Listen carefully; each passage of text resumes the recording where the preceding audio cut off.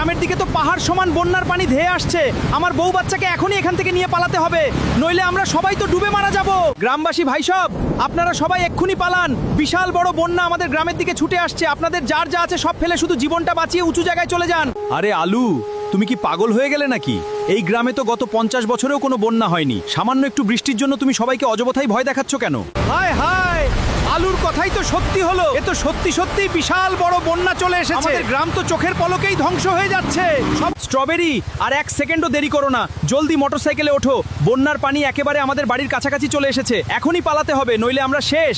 ওগো, আমার তো খুব ভয় করছে। এত বড় বড় ঢেউ আমি জীবনেও দেখিনি। আমাদের সব গবাদি পশু আর বাড়িঘর তো পানিতে তলিয়ে যাবে। আমাদের বাড়ি ঘরের মায়া এখন ছেড়ে দাও। আমার কাছে আমার পরিবারই সবচেয়ে বড় সম্পদ। তোমরা শুধু শক্ত করে ধরে বসো, আমি যে কোনো মূল্যে তোমাদের বাঁচাবো। স্ট্রবেরি, তুমি চোখ বন্ধ করে রাখো। পানির ঢেউ তো একেবারে আমাদের পেছনে চলে এসেছে। আমাকে মোটরসাইকেল আরো অনেক জোরে চালাতে হবে। হে আল্লাহ, আমাদের রক্ষা করো। আমাদের পুরো গ্রামটা একেবারে পানির নিচে তলিয়ে গেল। আমাদের সাজানো গোছানো সংসারটা আর রইলো না। আমরা যদি আরেকটু দেরি করতাম তাহলে আজ আমরাও বাঁচতাম না। হায় আল্লাহ, এই বিশাল গাছটা তো পুরো রাস্তাটাই বন্ধ করে দিয়েছে। এখন আমরা মোটরসাইকেল নিয়ে আর সামনে এগোতে পারবো না। আমাদের এখন কি হবে? মোটরসাইকেলটা আমাদের এখানেই ফেলে যেতে হবে। আমরা এই পাহাড়ি রাস্তা ধরে পায়ে হেঁটে ওপরের দিকে উঠবো। যত উঁচুতে যাব আমরা তত বেশি নিরাপদে থাকবো।